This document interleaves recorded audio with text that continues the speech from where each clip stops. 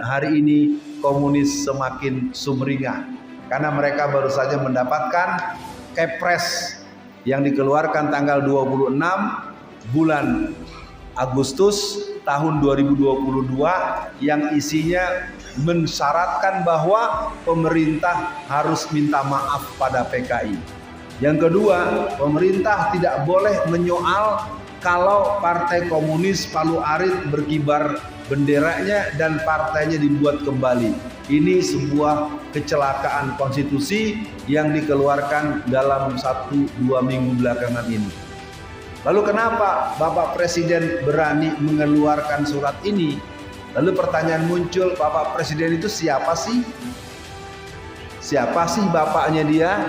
Siapa sih ibunya dia? Siapakah dia? Mengapa komunisme PKI tidak disadari dan tidak dipahami, bahkan tidak diantisipasi? Yang ketiga, mereka menggunakan teori indah untuk menutupi watak aslinya. Nanti kalau saya menang, orang pengangguran digaji. Nanti semua gitu, selama saya memimpin BBM tidak akan pernah naik. Ada nggak yang begitu tuh? Persis banget ini, persis banget. Di kantong saya ada 11.000 triliun. Wah, padahal utang negara 7.000. Kalau udah gitu kan udah selesai, kita nggak punya utang lagi. Jadi saya ulangi ya, menggunakan teori indah untuk menutupi watak asli komunisme. Selalu bicaranya manis. Jadi ada dari kelompok UI menyebutnya the king of lip service. Memang PKI ada, Ustadz. Di tangan saya ini adalah ADART hasil Kongres PKI yang ke-10.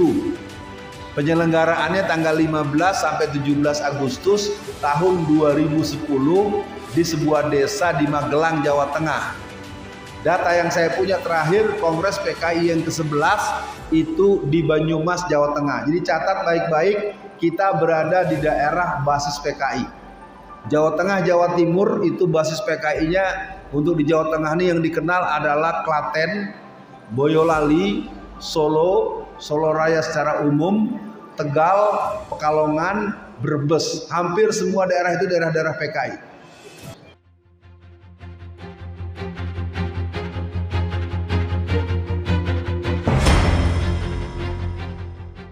Jadi bapak-bapak, ibu-ibu, anak-anak yang berminat, Ustadz Alfian akan meneruskan penyampaian. Bagi kalian yang mungkin kurang bisa menyerap permintaannya, mohon dibantu tidak mengeluarkan kata-kata yang mengganggu proses penyampaian. Kenapa gerakan komunisme PKI, PKC, PKUS tidak disadari dan tidak dipahami, bahkan tidak diantisipasi? Karena pendidikan modern seluruh dunia sengaja mengabaikan sejarah kelam dan kejam komunisme. Kita langsung saja masuk ke bagaimana kebangunan Partai Komunis Cina. Partai Komunis Cina itu dibentuk pada tahun 1921, lebih telat setahun dari Indonesia. Di Indonesia namanya Partai Komunis Indonesia PKI, dibentuk tanggal 23 bulan Mei tahun 1920. Nah, kalau nanti kita akan berdiskusi dan saya pikir saya harus mengatur waktu sehingga maksimal jam 9:30 saya harus menyudahi pertemuan ini. Nah, yang jelas buat semua yang hadir, poin pertama sudah kita buka, bahwa buku-buku tidak mengkhabarkan betapa sadisnya pembunuhan yang dilakukan oleh orang-orang yang berpaham komunisme. Nah, supaya kita masuk, mari kita ikuti apa yang pernah dilakukan oleh para ulama kita masa lalu. Pada tahun 1957 ya, saya mengabadikan dalam buku yang saya tulis, ada pertemuan para ulama di Palembang. Pertemuan para ulama di Palembang pada tahun 1957, tepatnya tanggal 8 sampai 11 bulan September tahun 1957, yang dihadiri oleh sekitar 907 ulama-ulama dari Aceh sampai Ternate, ulama-ulama dari Aceh sampai Ambon, ulama-ulama dari Aceh sampai seluruh Nusantara. Maka dihasilkanlah keputusan yang berhubungan dengan pandangan komunisme. Mari para jamaah, anak-anak dan para pemuda-pemudi dan yang berminat, mari kita dengarkan keputusan Kongres Alim Ulama di seluruh Indonesia, di Palembang tanggal 8 sampai 11 September 1957. Setelah mendengar dan membahas secara mendalam ideologi ajaran komunis, mengambil kesimpulan sebagai berikut. 1. Ideologi ajaran komunisme dalam lapangan falsafah berisi ateisme, anti Tuhan dan anti agama. Ya. Jadi ada orang yang marah atau orang yang menghina, orang yang menganggap tidak ada kehidupan setelah kematian. Ya, ada seorang nenek-nenek tua yang umurnya hampir 80 tahun, dia mengatakan bahwa jangan percaya dengan hari akhirat. Kira-kira itu kalau orang Islam batal tidak rukun imannya? Kafir tidak? Iya. Jadi ada orang yang mengatakan tidak percaya dengan hari akhirat, kan karena dalam banyak keterangan amantu billah wal yaumul akhir. Apakah dalam hadis-hadis Nabi atau statement-statement Rasulullah di banyak kesempatan sering begitu. Ibu-ibu, bapak-bapak, karena ini bagian yang sering tidak terpahamkan dengan baik, bagi yang berminat saya teruskan dulu. Karena nanti kita akan seru kalau mulai ada pertanyaan, nanti kita mulai membuka kisah-kisah kekejaman gerakan komunis, dan yang perlu kita perhatikan hari ini komunis semakin sumringah karena mereka baru saja mendapatkan kepres yang dikeluarkan tanggal 26 bulan Agustus tahun 2022 yang isinya mensyaratkan bahwa pemerintah harus minta maaf pada PKI. Yang isinya mensiratkan, tolong perhatikan kalimat saya ya, bukan mensuratkan. Paham kalimat saya? Kalau mensiratkan berarti tertulis atau tidak maksud di situ di sini. Tidak. Tapi kalau kita baca seluruhnya, ini mensiratkan dan mensyaratkan pemerintah harus minta maaf pada PKI. Yang kedua, pemerintah tidak boleh menyoal kalau Partai Komunis Palu Arit berkibar benderanya dan partainya dibuat kembali. Ini sebuah kecelakaan konstitusi yang dikeluarkan dalam 1-2 minggu belakangan ini. Lalu kenapa Bapak Presiden berani mengeluarkan surat ini? Lalu pertanyaan muncul, Bapak Presiden itu siapa sih? Siapa sih bapaknya dia? Siapa sih ibunya dia? Siapakah dia? Tergantung pertanyaan nanti. Kalau nggak ada yang nanya, ya nggak dibahas, ya kan? Berarti kan udah tahu semua. 2. Ideologi ajaran komunisme dalam lapangan politik adalah anti musyawarah. Ya, saya katakan dengan terbuka, kalau kata-kata demokrasi ini agak resisten, dan saya sebagai aktivis politik praktis, sesungguhnya mereka tidak pernah musyawarah. Misalnya, menentukan hari Pancasila 1 Juni. Setiap tahun itu ditetapkannya kapan? Tidak ada pembahasan.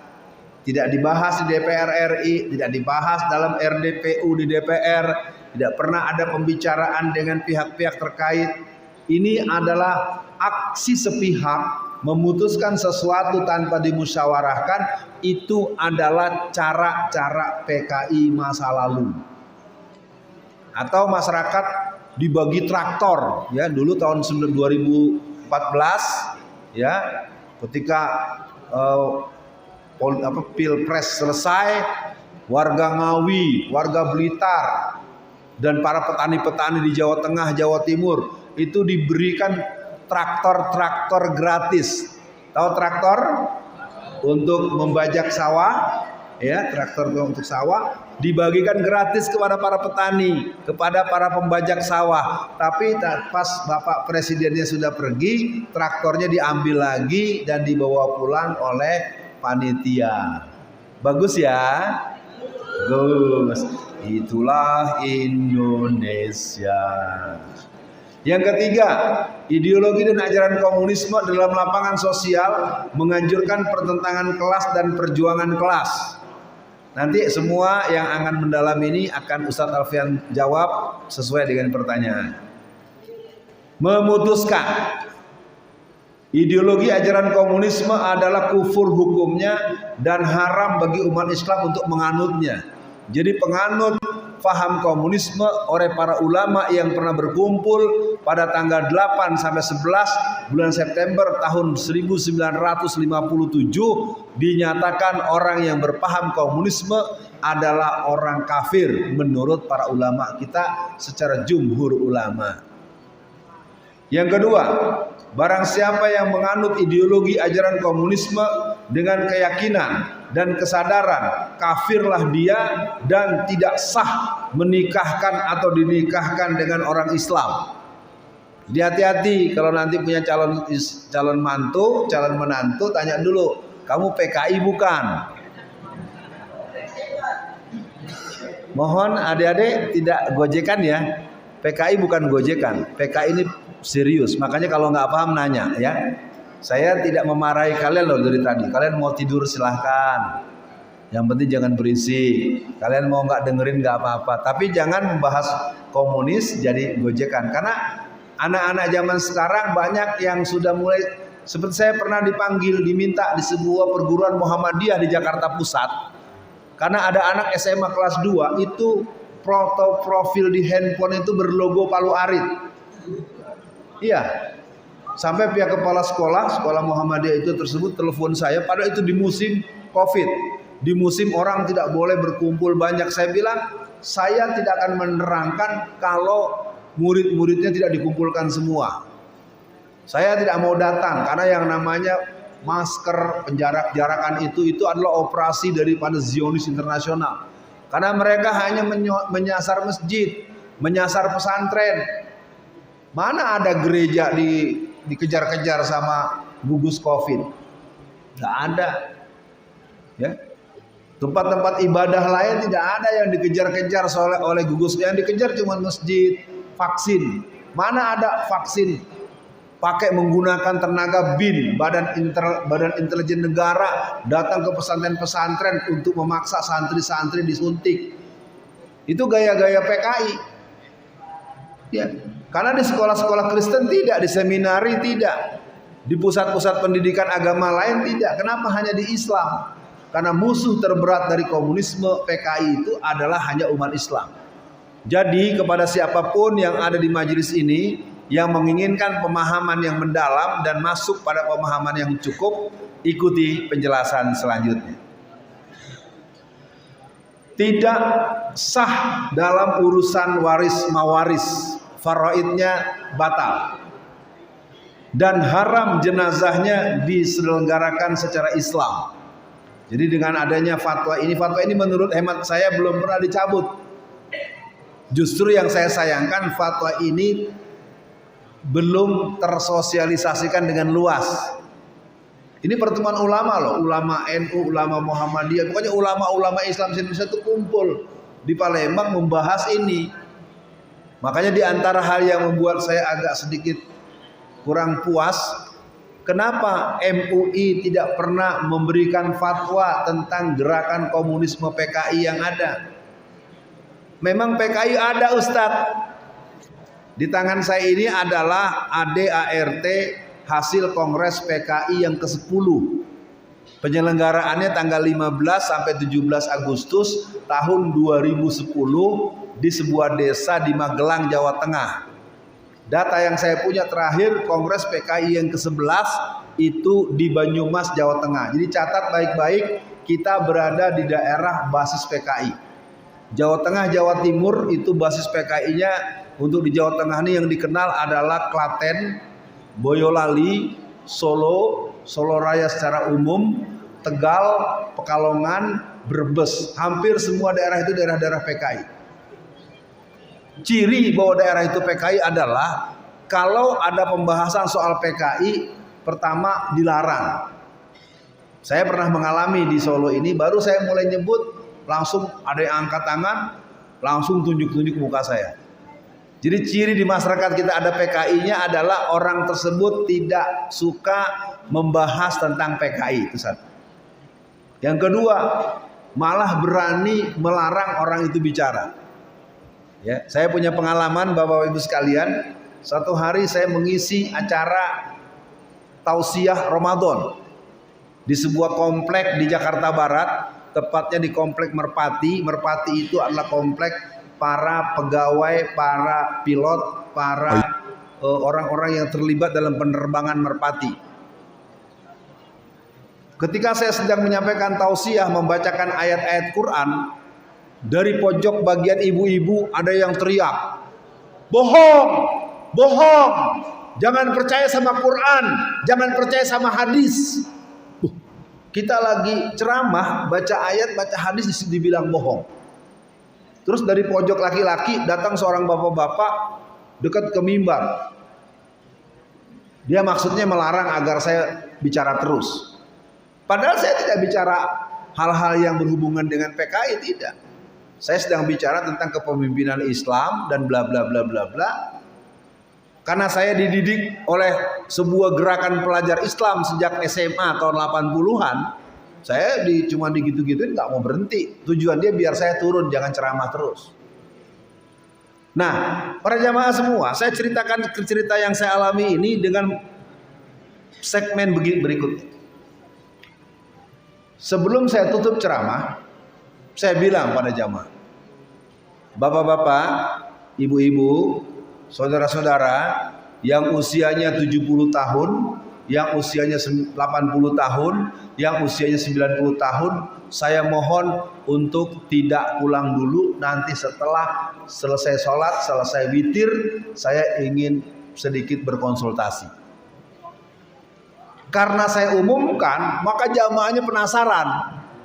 Sehingga 90% jamaah sholat tarawih malam itu tidak pulang. Yang pulang mungkin karena dia sudah terlalu lapar, habis batalkan puasa belum makan pada pulang. Ibu-ibu, bapak-bapak, ikuti kisah saya berikut ini.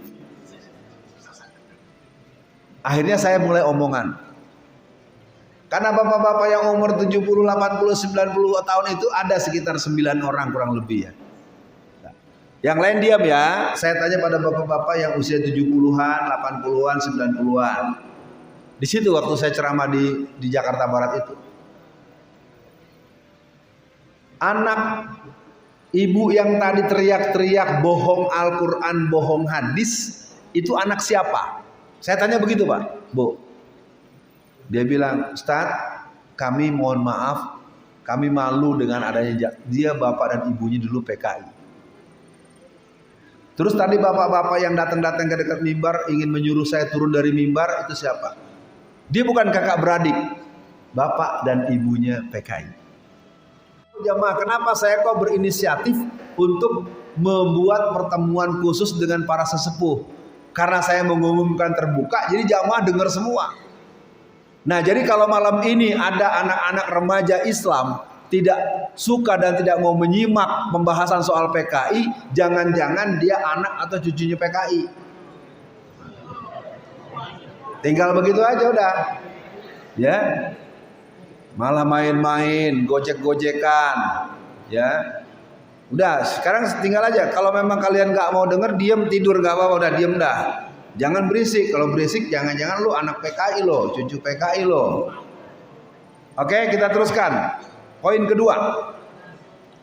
Mengapa komunisme PKI tidak disadari dan tidak dipahami serta tidak diantisipasi? Yang kedua, adanya upaya untuk menghalangi suara yang mengekspos watak asli PKI, komunisme secara umum. Nyari yang haram aja susah, apalagi yang halal. Ada tidak di masyarakat yang bicara begitu? Banyak apa sedikit? Ada nggak jamaah yang suka ke masjid bicaranya begitu? Nah, itu adalah benih-benih ateis komunis. Iya dong, nyari yang haram aja susah, apalagi yang halal. Bagaimana bisa kita bayangkan ini, ibu-ibu tolong perhatikan, karena omongan-omongan yang bersifat canda ini sebenarnya harus dipahami. Itu kalau kata Imam Al-Ghazali, ucapan seseorang itu tergantung jiwanya. Jadi yang kedua, menghalangi suara yang mengekspos watak asli PKI. Saya tadi pagi mendapatkan kabar dari tim manajemen saya di tingkat pusat, ya, bagi adik-adik yang belum kenal saya. Nama saya Alfian Tanjung dan memang saya ada di sini adalah bagian, kalau menurut guru saya Ustadz Hadi, antum ditugaskan Alfian untuk menyampaikan penjelasan itu Ustadz ya. Ditugaskan. Makanya ini saya sebenarnya ketemu beliau masih punya utang, belum menghadap dan belum ngobrol empat mata. Mudah-mudahan lain waktu kita sepakati. Jadi gerakan komunis ini merupakan sebuah gerakan yang sedang bergerak sangat serius. Tadi pagi saya dapat kabar bahwasanya ada sebuah video di YouTube yang memuat pengibaran bendera merah putih pada tanggal 17 Agustus tahun 2013 saat hari ulang tahun RI yang ke-68 di sebuah partai tertentu yang warnanya merah. Mereka mengibarkan bendera Palu Arit bersamaan dengan bendera merah putih. Paham sampai di sini? Yang warnanya merah paham? Oke, nanti dialog, tenang aja. Pertanyaannya gini, kenapa video yang sudah ditaruh kurang lebih hampir 10 tahun ya, udah 9 tahun itu ada di YouTube. Makanya saya lagi berpesan pada jaringan saya untuk mengambil yang sudah di-download. Karena waktu itu Ahmad Basarah sebagai salah satu pimpinan dari partai tersebut itu kalang kabut menetralisir. Karena di saat hari 17 Agustus tahun 2013, di saat hari ulang tahun kemerdekaan Indonesia yang ke-68, di kantor partai yang berwarna merah itu mengibarkan bendera 2 buah, yang satu berlambang Palu Arit, yang satu berlambang merah putih. Kalau ada partai mengibarkan bendera Palu Arit, kira-kira itu cenderung apa cenderung? Atau malah sudah? Tergantung pertanyaan. Ya, jadi siap-siap nih. Ya, nanti kan kita siapin nih. Sekarang baru jam 9, kita punya waktu kurang lebih 30 menit. Saya tidak akan menjawab pertanyaan yang tidak bermutu. Kalau ada yang nanya, saya dengerin dulu. Nggak bermutu, nggak dijawab lah. Ya, nanyanya harus mikir-mikir dari sekarang nih. Yang ketiga,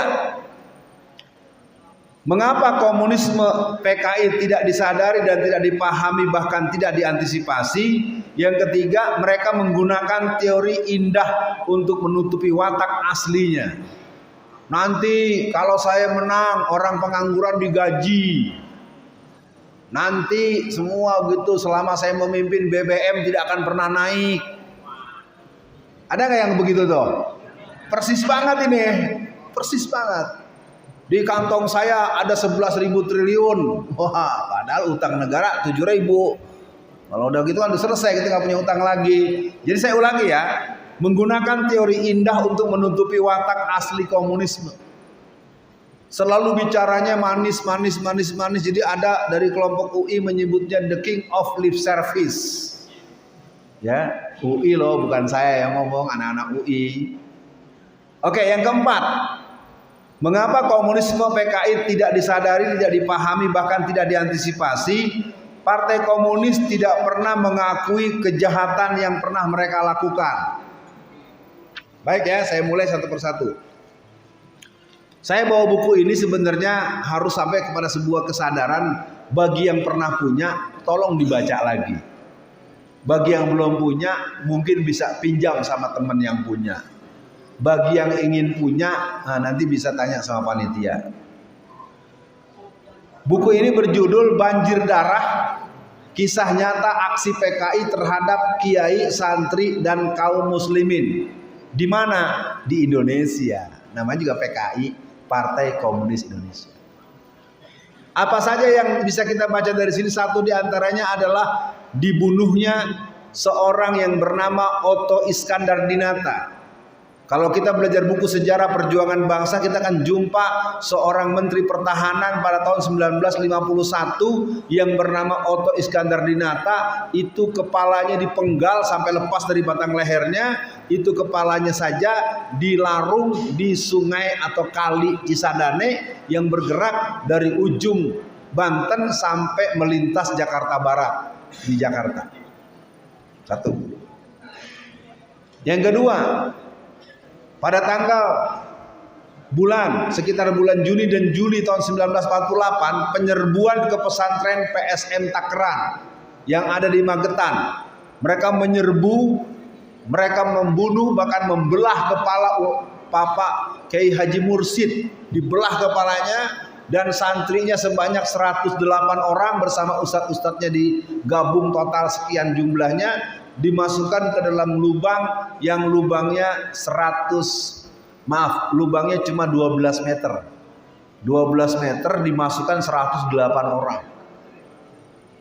Pada tanggal 13 bulan September tahun 1948, orang-orang PKI menangkap seorang gubernur Jawa Timur yang bernama Suryo. RM Suryo, gubernur Jawa Timur, ditangkap. Gubernur ditangkap sama laskar Satgas Partai PKI. Maka Pak Gubernur diikat ini kerah lehernya itu diikat tali, diseret dengan menggunakan truk selama sejauh 10 km sehingga badannya luka parah, daging-dagingnya melepas dari tulang-tulangnya. Dalam posisi sudah seperti begitu, dimutilasi. Tahu mutilasi? Dipotong-potong. Ya, ini terus terang nih saya ingin katakan buat kalian semua. Sebenarnya kita juga ada nih cerita Ibu Susi ya. Ibu Susi, pembantu rumah tangga, kan ada cerita-cerita tuh. Katanya di belakang bunker ada gini-gini, tapi itu nggak ada yang bahas. Ya, udah mirip. Sebenarnya kalau mau dibahas udah jelas ini hawa-hawanya ini. Ya, banjir darah ada 47 kisah-kisah yang tentu bisa dibaca bagi yang punya, bagi yang bisa pinjam dari temannya, dan bagi yang bisa mengakses. Kalau belum hari ini, nanti bisa beli di toko buku online. Oke? Jadi yang keempat, Partai Komunis tidak pernah mengakui kerja kejahatan masa lalu. Contohnya siapa? PKI. Sekarang orang-orang PKI mendapatkan SKKPH. Apa SKKPH? Surat keterangan korban HAM berat. Bayangkan para jamaah dan adik-adik, orang yang pernah membakar pesantren Gontor, orang yang pernah menghancurkan pesantren Lirboyo, orang yang pernah menyerbu anak-anak PII, pelajar Islam Indonesia pada tanggal 13-14 bulan Januari tahun 1965, mereka menyerbu anak-anak yang sedang mengadakan pesantren intermediate atau pesantren mental training. Sebanyak 3.000 pemuda rakyat, pemuda PKI menyerbu orang yang sedang sholat subuh. Seluruh jamaahnya diusir sehingga bubar sholat subuhnya.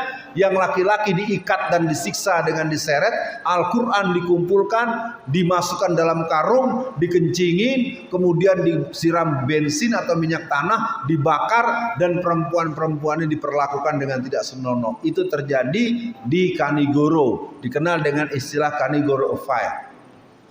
Jadi kelompok-kelompok PKI itu sebenarnya sudah menonjolkan tampakan-tampakan mereka seperti pada tanggal 13 bulan November tahun 1998 di halaman perguruan tinggi Kristen UKI di Jakarta Timur. Mereka menyergap seorang santri dari Ambon yang ikut aksi bersama dengan rombongan Pam Swakarsa. Santri itu ditelanjangi, kemudian alat kemaluannya itu ditusuk dengan bambu, mukanya dicukur dengan bambu sampai matanya dalam keadaan hidup, dan akhirnya dia mati di tempat dalam keadaan telanjang bulat, disiksa oleh kelompok-kelompok daripada kelompok Forkot, Jarkot, Komrat, Kampret, Sampret, ya itu semua. Jadi sekali lagi kepada semua yang hadir pada malam ini kesempatan untuk menyimak, kesempatan untuk memahami. Yang terakhir,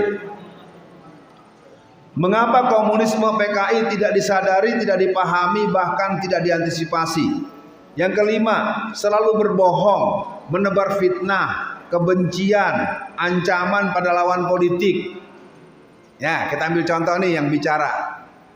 Adek udah tahu siapa nama saya, Dek? Udah? Siapa? Ustadz Alfian Tanjung ya. Ibu-ibu bapak sekalian, saya masuk penjara karena 2 kasus. Kasus pertama, saya berceramah tentang bahaya penjajahan Cina. Kasus kedua, Twitter saya yang menuliskan bahwa 85% yang memilih PDI Perjuangan adalah PKI. Nanti dulu, jangan ketawa-ketawa. Ini ada, saya ini dosen loh. Saya ini dosen 30 tahun. Jadi saya nggak mungkin bicara kalau saya nggak punya data. Bahaya penjajahan Cina saya terangkan dari penguasaan tanah. Saya terangkan dari berbagai penguasaan bisnis di semua negeri kita. Ini kalau kita urai bisa panjang, tapi waktu kita tinggal 20 menit, perlu dialog. Ini yang ketawa-ketawa, saya tunggu pertanyaannya nanti. Nah, jadi kebohongan-kebohongan yang dilakukan oleh orang-orang yang berpaham komunis itu memang sangat keterlaluan. Kasus saya yang kedua bermula dari wawancara orang yang bernama Ripka Ciptaning. Ripka Ciptaning diwawancarai oleh stasiun televisi, nanti bisa dilihat di YouTube, masih ada tuh kalau belum dihilangkan, ya, kalau belum di-banned, belum dicabut oleh YouTube atas permintaan siapa tahu.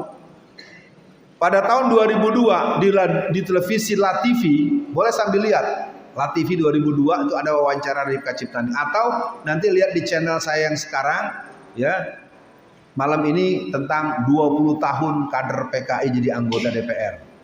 Ada ya, nanti bisa dilihat, bisa di searching supaya pengetahuannya tidak sepotong-sepotong. Apa yang terjadi? Saya mengambil data dari Ripka Ciptaning yang berwawancara dengan LaTV. LaTV itu adalah stasiun televisi sebelum berubah namanya menjadi TV One.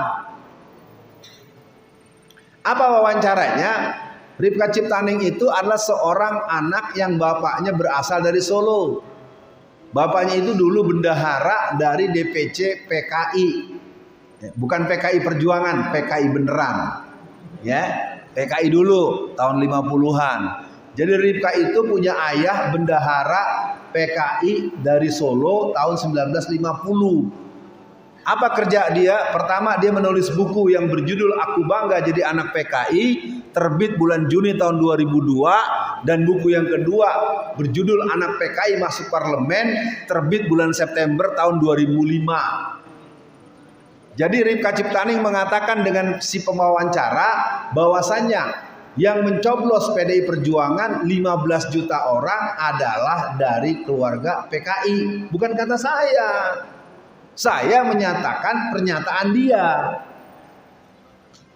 Itu makanya kalau para jamaah dan pemirsa yang menyimak tahu, sidang saya itu ditutup tanggal 30 Mei tahun 2018. Setelah melalui rangkaian persidangan, Saudara Alfian alias Alfian Tanjung dinyatakan tidak berkesesuaian dengan pasal yang disangkakan.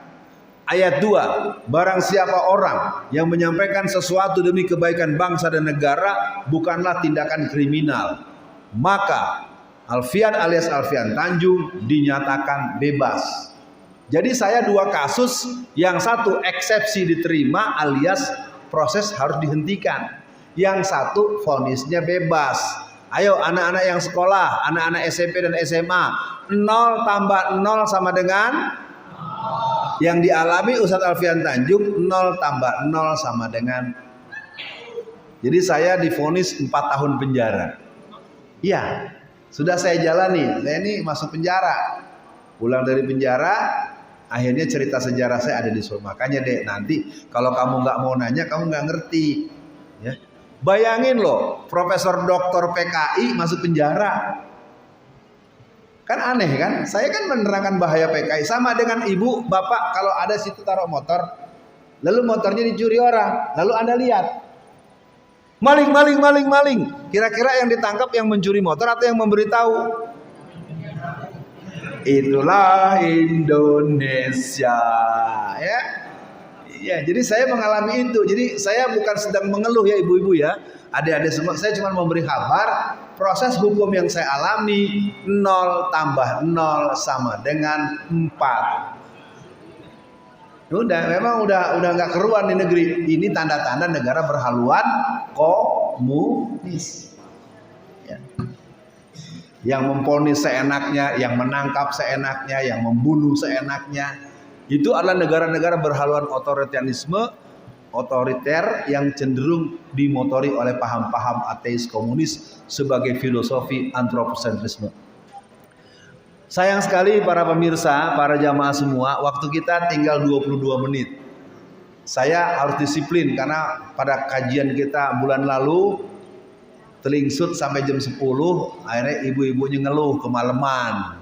Nah, sekarang belum setengah 10. Siapa berani angkat tangan? 1, 2, 3, 4. Ibu-ibu nggak berani, nggak apa-apa. Bapak-bapak nggak ada yang berani, udah berani semua. Udah nih ya, anak-anak semua nih, bapak-bapak, ibu-ibu. Diikhlaskan ya anak-anak ya. Oke, yang bertanya berdiri semua, nggak apa-apa, biar enak, biar langsung gitu. Ayo deh. Dua ya, sini. Kamu nanya kan? Tadi ajak tangan siapa? Bercanda. Gojekan. Tadi angkat tangan. Ayo mas, mas. Mas, halo. Maju. Kamu kan tadi ajak tangan kan? Iya dong. Tuh. Oh, itu namanya main-main. Ayo mas ini. Siapa lagi tadi? Siapa lagi? Tadi ada dua orang nih. Kamu ya? Oh yang di sana. Ayo deh, ayo. Ayo cepat. Tanggung jawab dong dengan acung tangan nih. Tadi di sini ada dua orang ya. Saya marah ya kalau Anda main-main dengan saya tempeleng nanti ya. Jangan begini-begini tapi ternyata main-main nggak boleh, itu namanya menghina guru. Su'ul adab. Permintaannya kan siapa yang mau bertanya. Nggak nanya nggak apa-apa, tapi jangan main-main. Nggak sopan. Dimarahin nggak biasa marah. Satu lagi. Ibu-ibu ada? Ibu jangan menganggap sepele loh, Bu. Ibu juga penting untuk bertanya satu yang nggak dipahami. Nggak ada lah, udah capek. Nih, yang ini dulu nih, yang ganteng sini tang. Pertanyaan sini. Ah, orangnya ke sono. Ayo udah, mulai sebut nama dan pertanyaan. Nama banyak.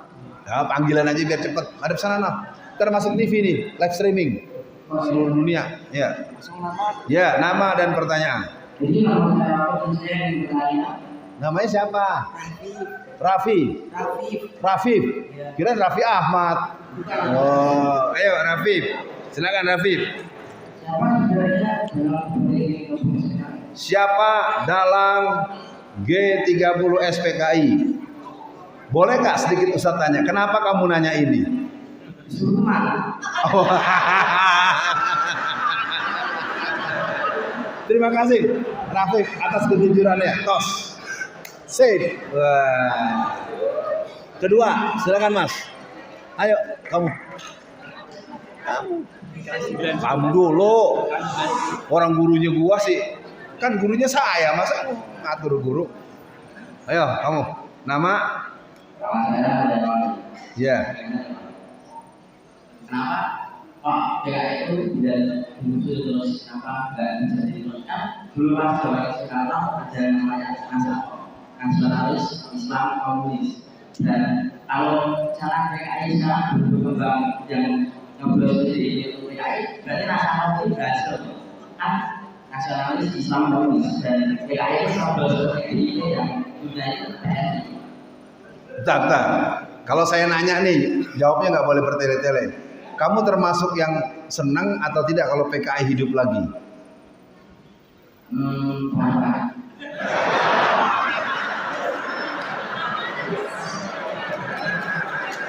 Senang ya? Oh tidak. Oke, makasih. Siapa namanya siapa tadi Mas? Nama kamu siapa? Leroy. Namanya aneh-aneh nih. Ya, sebut lagi nama dan pertanyaan. Enggak apa-apa, orang kan perlu diulang. Waalaikumsalam.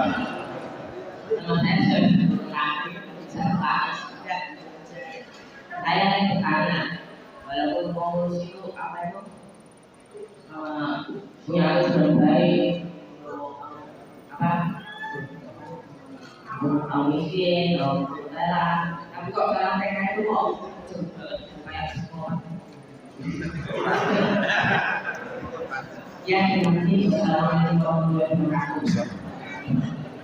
Terima kasih buat anak-anakku sekalian, dan saya hari ini benar-benar terhibur karena penanya-penanyanya semuanya the community of teenager. Takbir.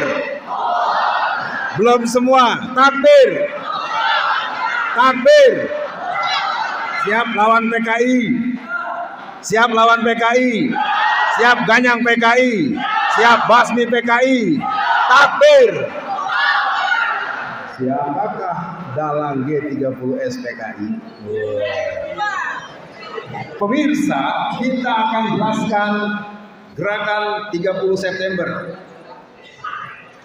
Rencana orang-orang PKI untuk merebut Indonesia setelah gagal pada pemberontakan 18 September 1948 kemudian mereka berdiam sejenak sambil menahan nafas panjang, kemudian mereka ikut pemilu tahun 1955, mereka berhasil ranking keempat dari partai-partai yang ada.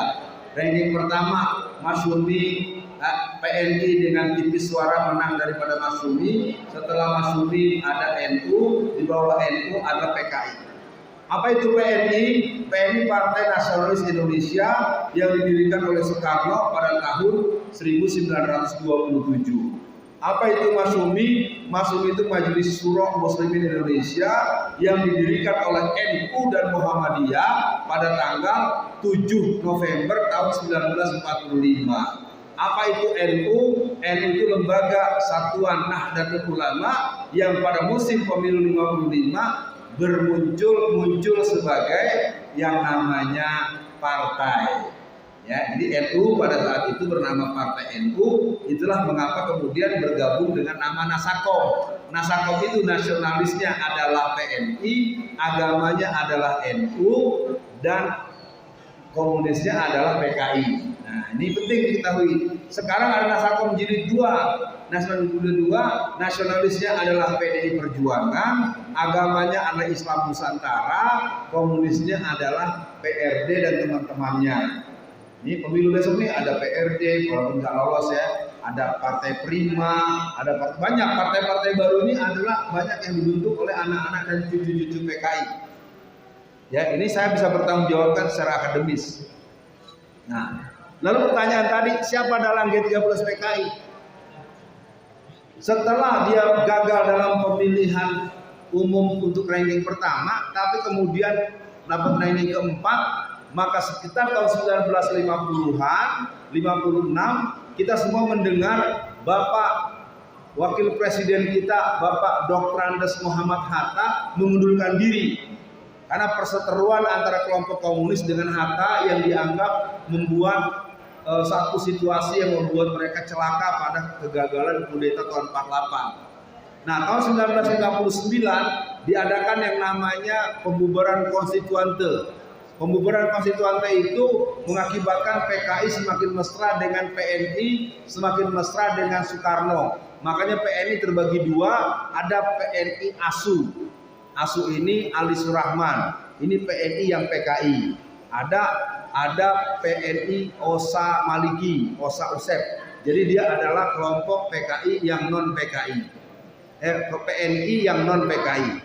Ikuti ya, kalau nggak diikuti alur jawaban saya nanti kalian nggak bisa, ya anak-anak yang bertanya maksud saya tidak bisa memahami apa yang dimaksud dengan dalang ini. Nah, pemberontakan PKI itu setelah gagal tahun 48 ikut pemilu tahun 55 itu ditanda tanya. Kok partai yang pernah berontak tidak dibubarkan? Sementara FPI, Front Pembela Islam, sudah dibubarkan. Pertanyaan kita, FPI dibubarkan karena apa? Apa kesalahan FPI? Kan kalau dibubarkan kan orang mesti punya kesalahan fatal. Coba saya tanya kamu nih, apa kesalahan FPI sampai dibubarkan? Nah iya, saya juga nggak tahu sama. Jadi saya nanya sama kamu kan saya nggak tahu. Ya, jadi lucu kan? FPI dibubarkan karena kelompok komunis, kelompok Cina, para oligarki dan para jaringan-jaringan maksiat tidak suka dengan keberadaan FPI, maka FPI dibubarkan. FPI dibubarkan karena bukan melanggar hukum, tetapi karena bikin takut para pelanggar hukum. Jadi hari ini para pelanggar hukum sekarang dewek semau sendiri. Nah, kelompok PKI itu menginginkan pemberontakan itu tahun 1971. Jadi mereka ingin mengambil pemerintahan Indonesia tahun 1971. Karena kedekatan mereka dengan Soekarno sejak tahun 1959, tahun 1960 berhasil membubarkan Masyumi. Masyumi ini adalah sebuah partai yang besar dan kuat. Dia menang di 73% dapil. Dari dapil yang ada dari Sumatera sampai Irian. Tapi Irian karena ada konflik dengan Belanda sampai Ambon. Itu masih menang 73%. Nah, jadi pemberontakan PKI tahun 1965 ini merupakan sebuah bentuk aborsi. Karena mereka memandang sudah kuat. Tahun 1963 mereka membubarkan GPII, Gerakan Pemuda Islam Indonesia. tahun 1963 mereka ingin membubarkan HMI, Himpunan Mahasiswa Islam. Maka untuk itu pimpinan pusat atau pengurus besar Muhammadiyah membentuk yang bernama IMM, Ikatan Mahasiswa Muhammadiyah, dilahirkan tanggal 14 Maret tahun 1965 itu atau 64 itu dalam rangka untuk mengantisipasi kalau sampai HMI dibubarkan. Nah, jadi kepada semua yang hadir di sini saya memaklumi ya bahwa mungkin pembicaraan ini bagi yang baru dengar jadi Nah, pemberontakan PKI itu sebetulnya gampang jawabnya tadi. Mana pertanyaan pertama? Rafid mana? Begini deh ya, saya jawab ringkas aja. Siapa dalam G30 SPKI? Dalang dan pelaku G30 SPKI adalah PKI. Iya. Oh, saya bisa. Nanti adik-adik harus berani. Nanti kalau mentok bilang, kata siapa? Kata Ustadz Alfian Tanjung. Ya, siapa yang begitu-begitu suruh beradu sama saya. Ya. Karena ini permainan kelompok-kelompok sosialis, kelompok-kelompok kiri, kelompok-kelompok Kristen, kemudian mereka memandang bahwa gerakan PKI ini merupakan permainan-permainan. Tidak. Ada versi banyak, iya, tetapi rumusnya PKI berontak karena kemauan dia untuk merebut pemberontakan yang gagal tahun 48. Buktinya apa? Silakan baca di buku Bahaya Komunisme terbitan tahun 1967 yang dikarang oleh Profesor Dr. Zainal Abidin Ahmad dan Dr. Bahodin Lopa, halaman 21 di alinea keempat dikatakan bahwa sesungguhnya kegagalan pemberontakan PKI tahun 1948 merupakan pemanasan warming up. Kegagalan pemberontakan PKI tahun 1965 merupakan general repetisi, pengulangan, dan kita akan melangsungkan kudeta yang ketiga. Dengan berat hati para jamaah, hari ini kita sudah berada di zona negara yang beraroma komunisme. Seperti di ruangan ini ada yang kentut, blus, baunya busuk. Sekarang saya tanya, ada orang kentut, baunya busuk. Pertanyaan pertama, saya tanya sama antum deh. Ketika orang kebauan dengan bau kentut, ada yang kentut nggak? Ada yang kentut nggak? Oh, bingung jawab. Ada, cuman kita kan nggak bisa nunjuk orang sembarangan, ya. Jadi sekarang lihat, ada nggak yang suka menghina ulama? Ada nggak yang injek-injek Al-Quran? Ada nggak yang robek-robek Al-Quran dibuang di tengah ruang tengah masjid? Ada, saya bisa terangkan satu-satu itu. Bagaimana mereka bakar pesantren Muhammadiyah di Lamongan? Bagaimana mereka lemparkan 5 buah bom berhari-hari yang berbeda di Mandailing Natal? Bagaimana tanggal 27 Februari tahun 2022 mereka mematahkan dan menghancurkan pelang perguruan Muhammadiyah? Bagaimana mereka memotong kepala anjing dan kepala itu taruh di tengah masjid? Bagaimana di Padang Pariaman mereka menggunting-gunting, merobek-robek Quran dan Quran itu dihamburkan di tengah ruangan masjid? Jadi kelakuan-kelakuan ala komunisme PKI itu sudah terjadi di mana-mana.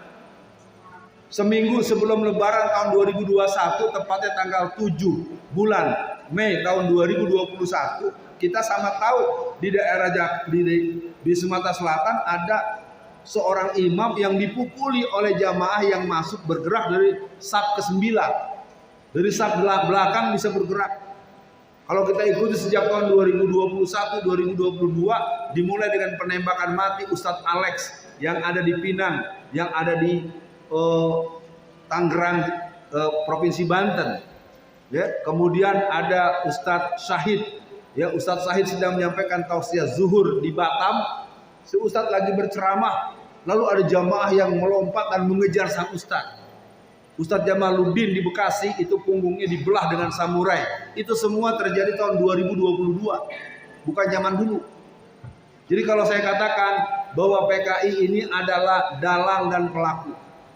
Kenapa mereka merasa percaya diri? Karena mereka sudah dekat dengan Soekarno. Sehingga ulang tahun PKI yang ke-45 dilangsungkan di GBK, Gelora Bung Karno yang ada di Senayan. Kenapa PKI itu bisa digagalkan? Karena PKI bertentangan dengan orang-orang yang beriman. Maka musuh PKI yang terberat adalah orang-orang yang rajin sholat 5 waktu, orang-orang yang rajin bersedekah, orang-orang yang berbakti kepada kedua orang tuanya, orang-orang yang yakin akan hari akhirat, orang-orang yang suka membela kepentingan Islam. Jadi hari ini ada sekitar 3.000 ustadz, 3.000 tokoh-tokoh Islam dalam penjara. Kira-kira menurut adik-adik, menurut ibu-ibu, menurut jamaah, menurut bapak-bapak yang hobi memenjarakan ulama dan memenjarakan tokoh Islam, kira-kira itu musuh Islam apa teman orang Islam? Kemungkinan besar nggak berhaluan komunis. Kemungkinan besar apa tidak? Iya, oke ya. Jadi kata kuncinya G30S PKI, dalangnya adalah PKI, pelakunya adalah PKI. Kata siapa? Kata Ustadz Alfian Tanjung. Ya, kenapa saya jawab begitu? Nanti panjang lagi neranginnya. Biar tuh orang itu berhadapan sama saya aja, nanti saya yang hadapin dia. Nah, saya mau teruskan atau tidak? Ini 5 menit lagi, saya mohon jangan pergi semua nih. Ini udah habis ya. Maksud saya gini, jangan, ini kan kesannya saya disuruh ngomong lalu kalian pergi. Saya terus terang saja, bukan marah. Mendingan jangan ada di sini dari tadi. Nggak sopan, itu kan nggak belajar ta'lim fil Islam. Buat apa kita mondok, buat apa kita pesantren? Ini ustadznya saya komplain ini. Ini anak-anak gak usah ikut tadi, suruh masuk kamar aja semua. Ngapain lo ada di sini, gua ngomong ditinggalin. Ya, kan suul adab. Ya, udah ya, saya pikir yang hadir sabar, masih 2 lagi pertanyaan, mudah-mudahan 5 menit selesai. Kenapa PKI dimusuhi? Kita tidak pernah memusuhi PKI, justru PKI telah membuat kita tidak sanggup membiarkan mereka berbuat. Mereka bisa tangkap orang yang bernama Profesor Dr. Hamka, Kiai Haji Ghazali Sahlan, Kiai Haji Abdul Qadir Jailani, banyak ulama-ulama besar tahun 1963-64 ditangkap. Apa dalam sebuah biografi, buku harian daripada Profesor Hamka, andaikan aku tak punya kekuatan untuk selalu memohon pertolongan Allah, mungkin aku sudah bunuh diri. Karena adalah orang yang bernama Subandrio. Subandrio itu Badan Intelijen BPI PKI. BPI itu Badan Penyelidikan Intelijen yang dimiliki oleh kelompok PKI saat itu. Dia orang PKI. Jadi dia telah menangkapi ustadz-ustadz di seluruh Indonesia. Ulama-ulama yang terkenal seperti Hamka dihukum 4 tahun penjara dan disiksa dengan sangat mengerikan. Dari yang namanya kemaluannya disetrum, yang namanya kakinya ditambah dengan bambu, ya, bahkan kupingnya ditusuk dengan. Jadi betul-betul kelakuan-kelakuan itu sudah diulang terhadap korban yang mengalami peristiwa aksi tanggal 21 sampai 22 Mei tahun 2019. Karena ada sekitar 889 ustadz-ustadz, pimpinan pesantren, anak-anak kelompok Islam yang ditangkap dan disiksa dengan mengerikan. Termasuk dibunuhnya Harun Ar-Rasyid yang masih SMP kelas 2, itu kepalanya diinjak oleh Brimob dan ditembak di hadapan orang banyak. Anak kecil SMP kelas 2 ditembak dengan senapan mesin di hadapan orang banyak. Jadi PKI itu dimusuhi bukan karena kita memusuhi PKI, justru PKI harus dihabisi. Karena kalau tidak dia akan menghabisi, mereka akan membunuh terus. Ya, saya menghitung sampai memasuki tahun 2020-an, tokoh-tokoh Islam, umat Islam, kaum pribumi Muslim yang mati terbunuh dengan berbagai sebab total sudah mendekati angka 60.000 orang dari tahun 1998 sampai tahun 2022. Ya, kalau waktunya cukup, forumnya cukup, saya bisa terangkan jumlah dan kenapa-kenapanya. Nah, yang terakhirnya, komunis itu kejam. Ya, kalau tidak kejam dia tidak berkuasa. Karena komunisme itu adalah ajaran yang berdimensi antroposentrisme. Kebenaran komunis berdasarkan apa kata pemimpin, bukan kata kebenaran. Kalau kita dalam Islam akan merujuk Al-Quran surat Al-Baqarah ayat 147. Al-haqqu mirabbika fala takunanna minal mumtarin. Kebenaran itu berasal dari Allah dan untuk itu janganlah engkau ragu-ragu. Jadi para jamaah semua, komunisme selama masih ada masjid, selama masih ada pengajian, selama masih ada kajian tafsir Quran, selama masih ada materi akidah, maka dari itu masjid-masjid harus ditutup. Jadi upaya menutup masjid sejak zaman 2020-2021 itu adalah operasi gerakan Zionisme komunisme. Sayangnya umat Islamnya nggak ngerti, nggak ngeh, nggak sadar, nggak berani, takut semua. Kenapa masjid harus ditutup sementara pasar Klewer buka? Kenapa masjid harus ditutup? Pasar Tanah Abang dibuka, pasar Turi dibuka, pasar rame, stasiun rame, lapangan sepak bola Manahan rame, apalagi Bandara Soekarno Hatta rame, Bandara Adi Sumarmo rame, bandara rame tapi masjid nggak boleh diisi. Sama dengan di Jakarta, pasar Tanah Abang ratusan ribu orang, pasar Senen ratusan ribu orang, itu dekat dengan Istiqlal. Istiqlal yang ada di Jakarta yang daya tampungnya sekitar 200.000 orang. Sholat Idul Fitri tahun 2021, sholat Idul Fitri tahun 2020 dan 2021 tidak ada sholat Idul Fitri di Masjid Istiqlal Jakarta. Bagus ya? Itulah Indonesia. Jadi kalau diteruskan, komunisme ini adalah ajaran yang menyatu, dan komunisme hari ini munculnya beragam. Ada yang disebut dengan komunis putih. Komunis putih ini dimulai dengan penggemplengan kader-kader dari UIN. Ya, ada yang namanya Aswan. Aswan itu adalah anak kader yang berasal dari Universitas Islam Negeri yang ada di Medan, Sumatera Utara. Nah, turun ke bawah kita akan pernah mendengar orang yang namanya Andi Arief. Andi Arief itu adalah kader PKI yang sekarang jadi pejabat dan anggota partai tertentu yang dia merupakan pelanjut daripada Sudisman. Setelah Musso, habis Musso itu DNID, habis DNID itu Sudisman, habis Sudisman nanti ada Mirah Mahardika. Mirah Mahardika itu satu nama 4 orang, satu diantaranya bernama Andi Arief. Jadi kelompok-kelompok PKI itu sekarang ada di berbagai partai. Ada yang jadi imam masjid, ada yang jadi kori, ada yang jadi tentara, ada yang jadi polisi, ada yang jadi aktivis, ada yang jadi wartawan, ada yang jadi dirut BUMN. Jadi kita bisa pahami hari ini sebetulnya kita sudah terlambat. Kelompok-kelompok PKI sudah ada di mana-mana, makanya mereka selalu menyalahkan umat Islam. Dikit-dikit kita yang salah, dikit-dikit kita dibilang teroris, dikit-dikit dibilang radikal, dikit-dikit dibilang radikul, radikul, kita terus yang salah, sementara kitanya tidak mau kompak. Apa sebabnya saya tidak tahu. Ayat ini bukan buat kita, tapi ada pada kita. Tahsabuhum jami'a wa qulubuhum satta. Kau lihat mereka seolah-olah bersatu, padahal hati mereka terpecah belah. Ayat ini buat orang kafir. Nah, waktu kita sudah terlewat 2 menit, pemirsa yang berbahagia.